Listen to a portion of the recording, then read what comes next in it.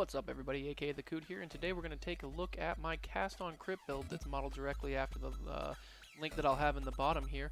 But jumping right in, this is the most fun build that I've had. It's also one of the easiest builds I've ever had leveling. There wasn't a single point where I needed to be in a party with anybody, and I could start maps at around level 62 is what I jumped in with. So it's really good if it's going to be one of your first builds that you're going to want to do, because it's not overly expensive. You may want to save up for a little bit just in case, because you're going to need around 2, maybe 3 exalted tops to get this build fully operational.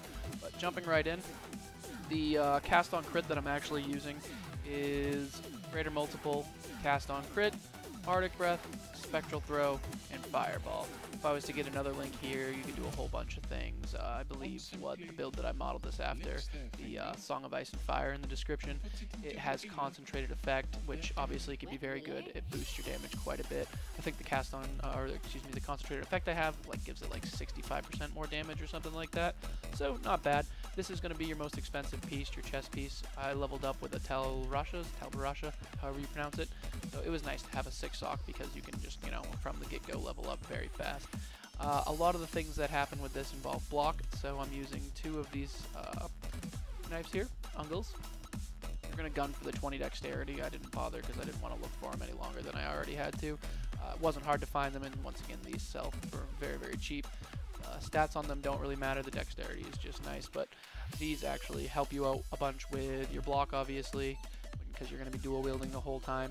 And I believe the build that this is modeled after has a lot more information that I'm going to be able to give you in the video, because it's huge text link, but they have it so you can use a shield if that's something you want to do. I really love the combo. You saw it on the tornado shot, or I actually have it on my my dual wielder when I want to do melee, but the Stone of Lazwar and the Rainbow Strike combination, really, really great, gives you a shitload of block. So I have those 2 paired together on almost all of the builds that I've had lately, just because I've been on this evasion kick. Rat's Nest is going to be slightly expensive, not too bad, but that's also going to add to your critical rate. You are going to be doing a lot of throwing spectral axes and waiting for crits to go off, so that's not bad. You saw here I had a 5-link Carcass Jack. That goes for 2 to 3 exalted, depending on where you can get them. Not impossible to get, but if you have Talbarasha, you'll be able to last for quite a while there. Use these, Malrau's Virtuosity. Not overly expensive once again. Really great for your crit strike. And finally, this is optional. If you need resists, you can just keep a really heavy resist belt. But I really like the cold damage increases life. Plus the added cold damage gives you a little extra kick. So got one of those for pretty cheap. I think it was less than an exalted for those. And then you're going to want to grab rings that have as much as you can on there. This guy isn't all the way done.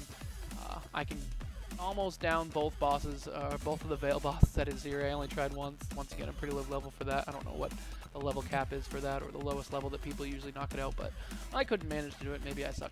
But either way, you're going to want some resistance rings to get your resistance up there. I actually spec'd into resistance a little bit just to get them capped out there, but I do at this point have pretty high resistances as long as I'm running Purity of Elements, and I think I run Ice. Yep, I run Ice, and it gets me up there. I'm pretty much maxed out on all of them when it comes into going into a map. So you're going to want to get your resistances up there. Obviously, that's super important, and I'm willing to sacrifice a little bit of damage for that. So on to what we're looking at for the skill tree. It's one of those builds where it's pretty straightforward because you're going to be starting over here, obviously.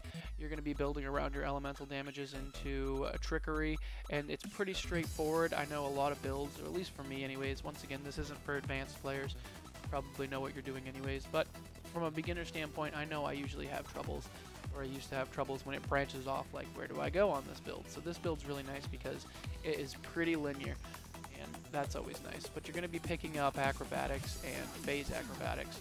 Those 2 go together really, really nice, as well as getting Onder's Guile. So that makes it so I'm pretty much immune to any kind of projectile at this point. And then creeping around, I ended up going up here and getting Elemental Equilibrium fairly early, just based on the fact that I felt like it helped me out a bunch with my damage. Plus, I really wanted an Elemental Equilibrium build anyways, just because I think it's a fun skill to have. And then from there, you can get Harrier, Hired Killer, reflexes, whatever you feel like you need. I crept down here because I really wanted to fix my mana. I went with Mana Flows and Twin Terrors. You're going to be going into things up in this area like True Strike. Maybe looking at not leadership so much, but you know, like I said, hired killer. But like I said, very straightforward on the skill tree. You're gonna come around here and pick up some life nodes. I actually messed up and killed Oak by accident, so I have a little less life than I would, but if you play your cards correctly, you should end up with around 4k life when this build's in the mid 80s. So that's the skill tree, and this build, like I said, is a ton of fun. I'll have a little bit extra on the end here so you can see what it looks like when I'm out and about adventuring, but this is a great build for going out and taking on those maps. Okay, we're in a 70 map here. Nothing too crazy as far as the things on the side, the mods to the map, but we'll show you what you're going to be dealing with when you're actually using this. Walked in and I was really hoping that it didn't just flank me, not be able to crit it all. As you can see, nothing really stands too much of a chance as far as low level things. Rare monsters pretty much, as long as they're not alone, which is one of the downsides to this build. When you get creatures that are alone, sometimes your critical strike chance can be pretty crappy, so trying to get them with other mobs is the key. Once again, nothing that is keeping me from being able to do enough damage to down them. Pretty straightforward and easy there.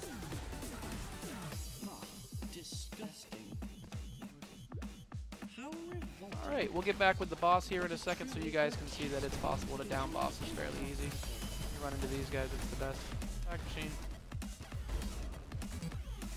Alright, somewhere in this mess is the boss, so we'll show you what this looks like. Go to town and I think dies. Once again, this is why this is one of my favorite builds. It's just kind of fun to sit there and watch everything just melt away.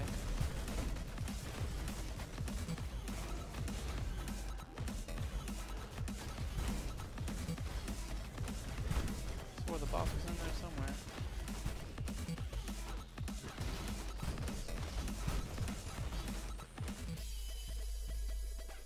Well, either way, you get the gist of things. That was a big pack of things. There was about 4 rares in there, and they all died fairly quickly. I am not at my full build at this point, and level 70 maps are very easy to farm. So, hope you enjoyed the video, and everybody take care.